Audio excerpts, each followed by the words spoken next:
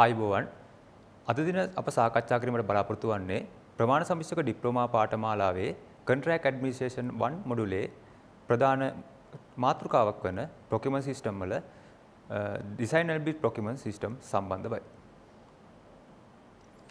මේ යටතේ අපි පෙර අධ්‍යයනවලදී අපි සාකච්ඡා කරා ප්‍රොකියුමන්ට් සිස්ටම් වර්ග හතරක් ප්‍රධාන වර්ග separated system එහෙම නැත්නම් traditional procurement system integrated procurement system management oriented system සහ collaborative procurement system කියලා ඒ යටතේ integrated procurement system එහෙම නැත්නම් design build procurement system ගැන තමයි අද සාකච්ඡා කරන්නේ. ඔව්.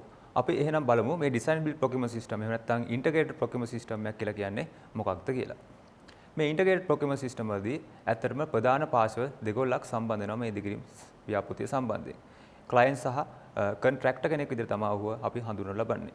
ඒතර මේකේ අපි මෙතන සඳහන් වෙනවා both design and construction work are done by same party. ඒ කියන්නේ මේ අවස්ථාවේදී මේ procurement system ඔස්සේ අපි ඉදිකිරීමක් කරනකොට design එකයි construction එකයි දෙකම කරන්නේ එකම පුද්ගලයෙක්. අපි ඔහුව හඳුන්වනවා design and build contractor කෙනෙක් විදිහට.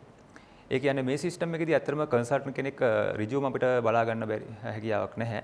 මේකේ ඩිසයින් එක සහ කන්ස්ට්‍රක්ෂන් එක දෙකම කරන්නේ එකම පාර්ශවයක්. අපි ඔව හඳුනන්නේ ඩිසයින් ඇන්ඩ් බිල්ඩ් කොන්ට්‍රැක්ටර් කියලා. එතකොට all planning, organizing, coding සහ controlling කියන සියලුම කාර්යභාරයන් කරන්නේ එකම පාර්ශවයක්. ඒ කියන්නේ අර ඩිසයින් ඇන්ඩ් බිල්ඩ් කොන්ට්‍රැක්ටර් මගින්. ඒ කියන්නේ කොන්ට්‍රැක්ටර් ගත්තාම ඇත්තටම ඩිසයින් එක ප්‍රිපෙයාර් කරනවා, ඩිසයින් ඩීටේල් ඩ්‍රෝයින් ටික කම්ප්ලීට් කරනවා.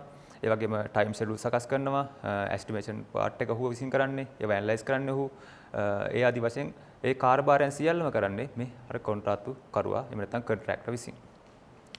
මේ ක්‍රමවේදයේදී if client satisfy on a particular proposal which is given design build contractor can carry out the construction work. මේ ක්‍රමවේදයේදී design build contract එක තෝරා ගන්නා ක්‍රම කිහිපයක් තියෙනවා. අපි ඒවා ඉදිරියේදී කතා කරනවා.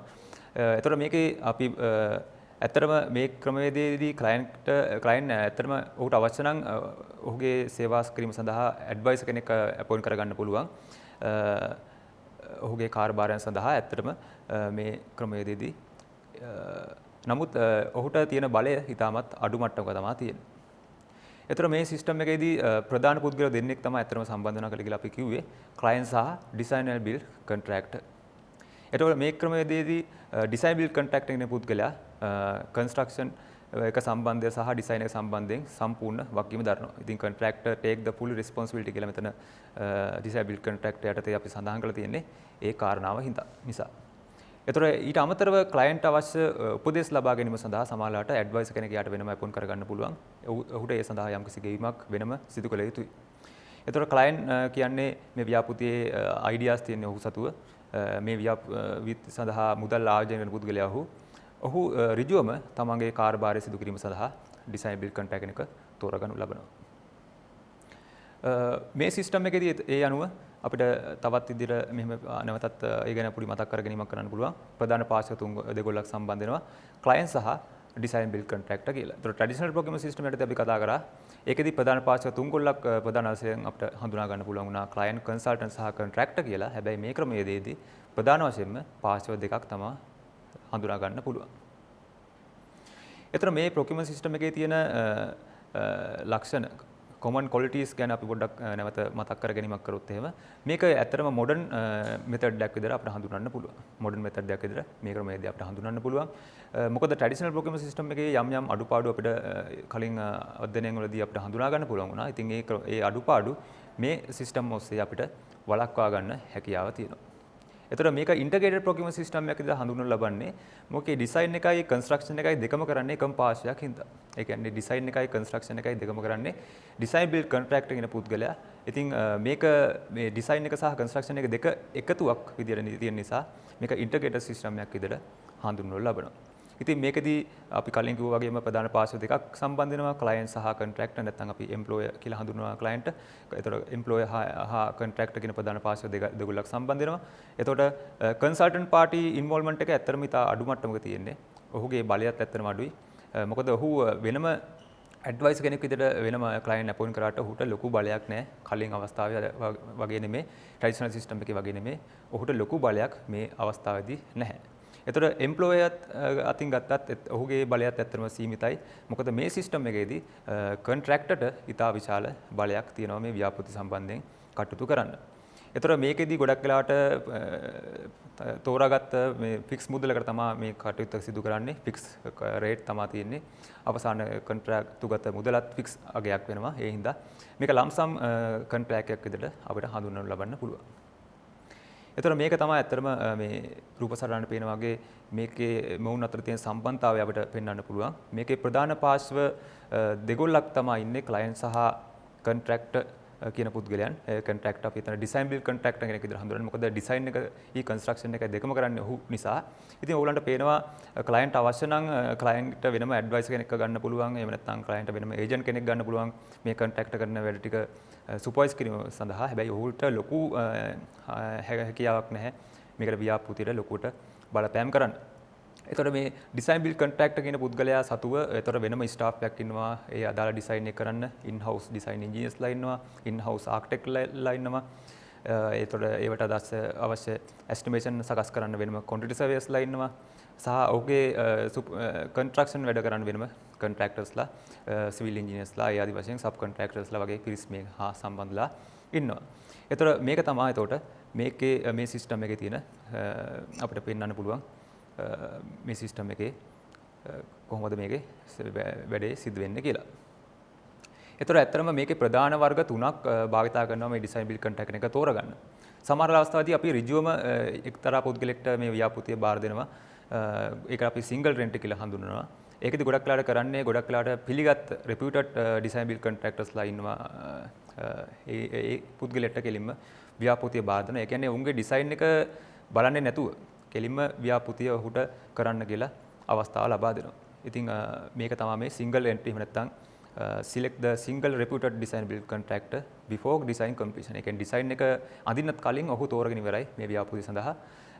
ඔහුගේ ගොඩක් වෙලාට ඔහුගේ කලින් කරපු ව්‍යාපෘති වල තියෙන එක්ස්පීරියන්ස් මත පදම් වෙලා ලංකාවේ හෝ වෙනත් රටක පිළිගත් ඩිසයින් බිල්ඩ් කොන්ට්‍රැක්ටරුවෙකුට මේ ව්‍යාපෘතිය කරන්න අවස්ථාව දෙනවා. තවත් වර්ගයක් තියෙනවා කම්පිටිටිව් එන්ට්‍රි කියලා. මේකදී නම් හැබැයි ඩිසයින් බිල්ඩ් කොන්ට්‍රැක්ටර් කරුවන් කිහිප දෙනෙක්ට අවස්ථාවක් තියෙනවා මේකට සම්බන්ධ වෙන්න. ඔවුන් විසින් එක් ප්‍රොපෝසල් කරලා ඒ ප්‍රොපෝසල් අතරින් වඩාත්ම හොඳම ප්‍රොපෝසල් එක තෝරගන්නවා මේ ඉදිකිරීම කටයුතු සඳහා. ඉතින් ඒකදී යම්කිසි තරංකාරී ක්‍රමවේදයක් ඔස්සේ තමයි ඒ තෝරා ගැනීම කරන්නේ. ඒ නිසා තමයි මෙතන කම්පිටිටිව් එන්ට්‍රි කියලා හඳුන්වලා තියෙන්නේ. එතකොට තවත් ක්‍රමයක් තියෙනවා ඩෙවලොප් ඇන්ඩ් කන්ස්ට්‍රක්ට් කියලා තව මෙතඩයක් තියෙනවා.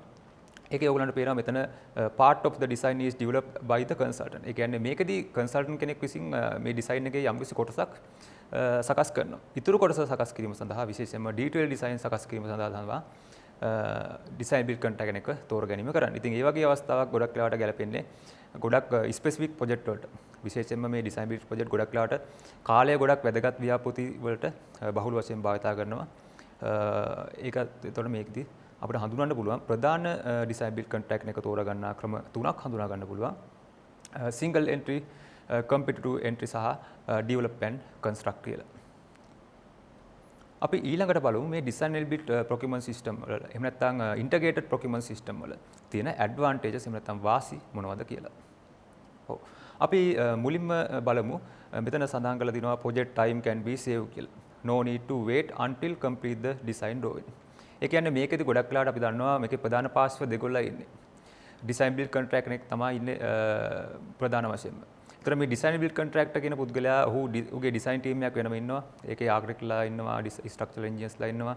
ඒතර ඔහු ඩිසයින් එක ඩෙවලොප් කරන අතරේදී ඔවුන්ට පුළුවන් අනිත් පැත්තෙන් කන්ස්ට්‍රක්ෂන් එක අධීර වැඩ ටික කරගෙන යන්න. ඒ කියන්නේ ඩිසයින් එක කරන අතරතුරේදී පවා කන්ස්ට්‍රක්ෂන් එකේ වැඩ පටන් ගෙන යන්න පුළුවන්. ඉතින් කාලය අපිට ඉතාමත් ආරක්ෂා කරගන්න පුළුවන්. ව්‍යාපෘතිය ඉක්මනට පටන් ගන්න පුළුවන්. මොකද ගොඩක් වෙලාවට අර සිංගල් එන්ට්‍රි වගේ සිස්ටම් වලදී අපි කතා කරා ඍජුවම යම්කිසි පුද්ගලයාට අවස්ථාව දෙනවා. ඉතින් එවැනි අවස්ථාවලදී ටෙන්ඩර් නැවත කෝල් කරන්න අවශ්‍යතාවයක් වෙන්නේ නැහැ. කෙලින්ම ඒ අවස්ථාව පුද්ගලයාට ව්‍යාපෘතිය බාර දෙන හින්දා විශේෂයෙන්ම ප්‍රොජෙක්ට් එකේ කාලය ඉතුරු කරගන්න පුළුවන්. මොකද ඉනිෂියල් ස්ටේජ් එකට ලොකු කාලයක් යන්නේ නැහැ ඒ කටයුතු සඳහා. එතකොට ඉක්මනට වැඩේ පටන් ගන්න පුළුවන්. ඒ වගේම fix or firm price agreed prior to the build. ඉතින් ඒ වගේ තෝරාගත්ත මුදලක්, ඒ කියන්නේ ෆික්ස් මුදලකට තමයි මේ වැඩේ කරන්නේ. එතකොට පාටිස් වලට ලොකු අවබෝධයක් තියෙනවා. මේ ව්‍යාපෘතිය මෙන්න මේ මුදලට අවසානයේදී නිම කරන්න ඕනේ කියන කාරණේ. ඒ කියන්නේ ප්‍රොජෙක්ට් එක පටන් ගන්න කලින් ක්ලයන්ට් හොඳ අවබෝධයක් තියෙනවා ව්‍යාපෘතියට මෙච්චර මුදලක් තමයි යන්නේ කියලා. ඊට පස්සේ තවත් එකක් දාලා තියෙනවා මෙතන employer can deal with directly with the contractor. මේ අවස්ථාවේදී ඇත්තටම අපි දන්නවා මේකේ ප්‍රධාන පාර්ශ්ව දෙගොල්ලක් නෙන්නේ.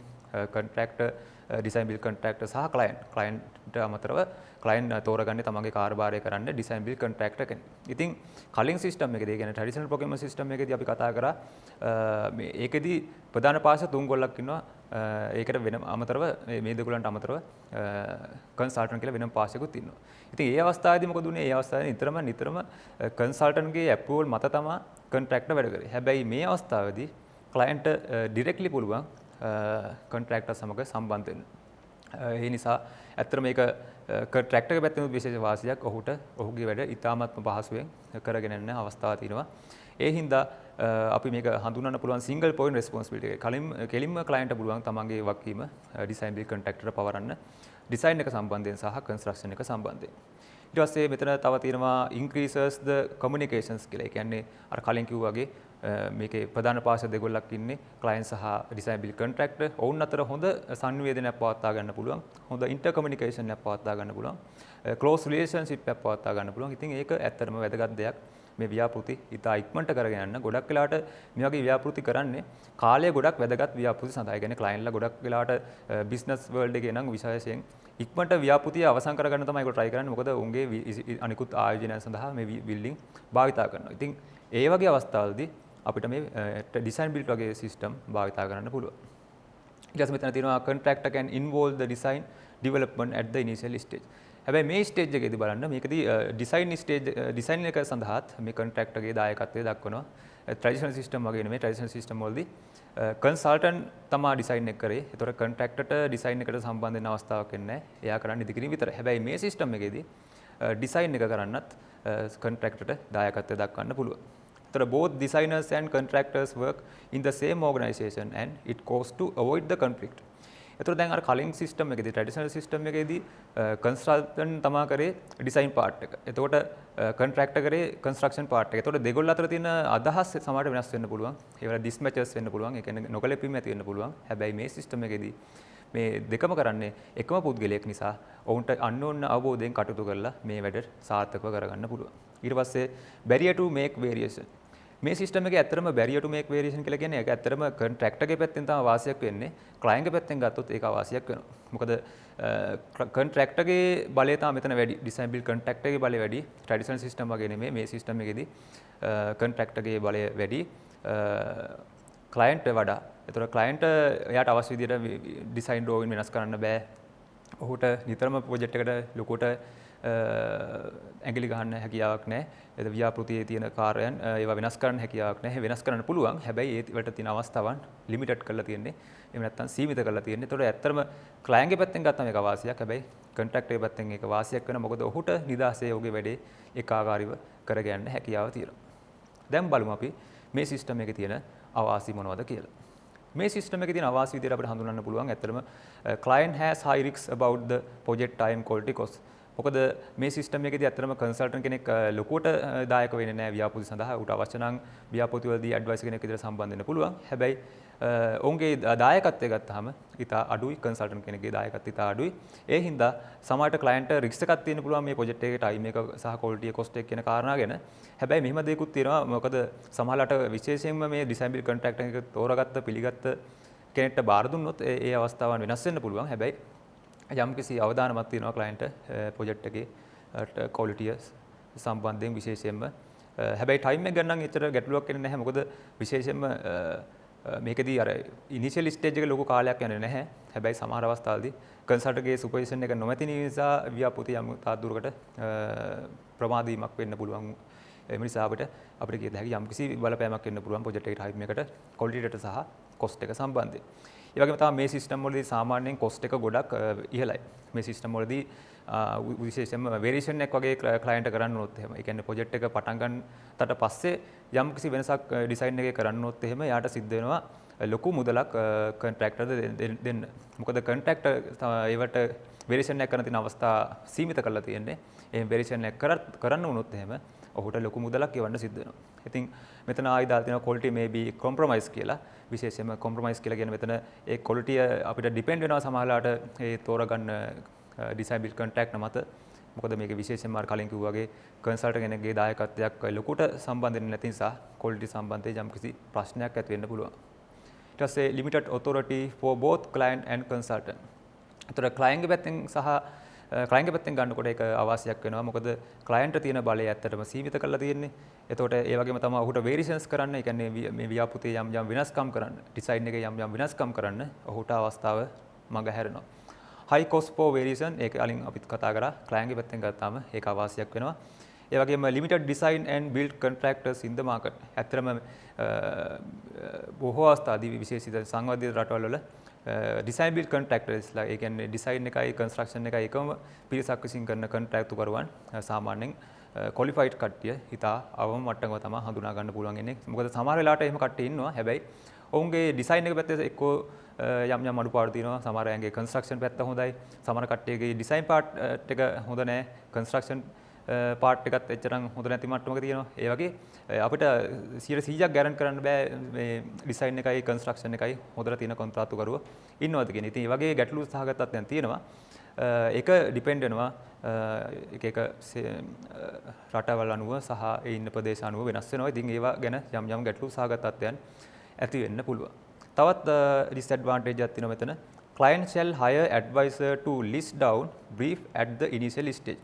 සාමාන්‍යයෙන් මේ වගේ ව්‍යාපෘතිවලදී ක්ලයන්ට් කෙනෙක්ට පුළුවන් කවනේ අපි ඇඩ්වයිසර් කෙනෙක් හයර් කරන්න. ඔහුට පුළුවන් ඔහුගේ තියෙන අවශ්‍යතා ටික ක්ලයන්ට්ට පුළුවන් තමන්ගේ තියෙන අවශ්‍යතා ටික තමන්ගේ තියෙන බ්‍රීෆ් නැත්නම් ක්ලයන්ට්ගේ තියෙන රික්වයර්මන්ට් ටික අර ඇඩ්වයිසර්ට කියන්න. මොකද ඒ බ්‍රීෆ් වලට අදාළව තමයි අර ඩිසයින් බිල්ඩ් කොන්ට්‍රැක්ට් සැලසුම නිර්මාණය කරන්නේ. ඉතින් ඒවා මුලදී හරියාකාරයෙන් ප්‍රකාශ කරේ නැතුනොත් එහෙම සමහරලාට මගදී වේරියේෂන් කරන්නොත් එහෙම ඒවට ලොකු කොස්ට් එකක් යනවා. ඉතින් ක්ලයන්ට් දැනගන්න ඕනේ මේ බ්‍රීෆ් ටික අර ඇඩ්වයිසර්ත් එක්ක එකතු වෙලා හරියට සකස් කරලා ඒවා ගානට ලබා දෙන්න. ඉතින් වැගියු බ්‍රීෆ්ස් එහෙම නැත්නම් නිසියාකාරව ලබා නොදුන්නොත් මේ වගේ බ්‍රීෆ්ස් එහෙම නැත්නම් ක්ලයන්ට්ගේ රික්වයර්මන්ට් ටික ඒක ලොකු පාඩුවක් වෙන්න හේතුවක් වෙනවා. අපි දැන් කෙටි හැඳින්වීමක් කරගමු මේ කෙටි සංසන්දනයක් කරමු ට්‍රැඩිෂනල් ප්‍රොග්‍රෑමින් සිස්ටම් එකයි ඩිසයින් බිල්ඩ් ප්‍රොග්‍රෑමින් සිස්ටම් එකයි. මේ සිස්ටම් එකේදී විශේෂයෙන්ම ට්‍රැඩිෂනල් ප්‍රොග්‍රෑමින් සිස්ටම් එකේදී ක්ලයන්ට් කන්සල්ටන්ට් සහ කොන්ට්‍රැක්ටර් කියලා ප්‍රධාන පාර්ශ්ව තුන් ගොල්ලක් ඉන්නවා. මේගොල්ලෝ අතර යම් එකඟතාවයන් තියෙනවා. ඇග්‍රීමන්ට් ගහලා තමයි මේගොල්ලෝ කටයුතු කරන්නේ. ඒතර ට්‍රැඩිෂනල් ප්‍රොග්‍රෑමින් සිස්ටම් එකේදී කන්සල්ටන්ට් කියන පාර්ශ්වය ඩිසයින් එක බාරව කටයුතු කරනවා. කොන්ට්‍රැක්ටර් කියන පාර්ශ්වය කන්ස්ට්‍රක්ෂන් එක බාරව කටයුතු කරනවා. හැබැයි ඩිසයින් බිල්ඩ් කොන්ට්‍රැක්ට් වලදී ප්‍රධාන පාර්ශ්ව දෙකොල්ලයි ඉන්නේ. ක්ලයන්ට් සහ ඩිසයින් බිල්ඩ් කොන්ට්‍රැක්ටර් කියන ප්‍රධාන පාර්ශ්ව දෙක තමයි ඉන්නේ. මේකේ කන්සල්ටන්ට් කෙනෙක් ලොකුවට අපිට බලා ගන්න වෙන්නේ නැහැ. ඇඩ්වයිසර් කෙනෙක් විදිහට වෙනම අපිට හඳුනා ගන්න පුළුවන්. එතකොට මේකෙදී ඩිසයින් එකයි කන්ස්ට්‍රක්ෂන් එකයි දෙකම කරන්නේ ඩිසයින් බිල්ඩ් කොන්ට්‍රැක්ටර්.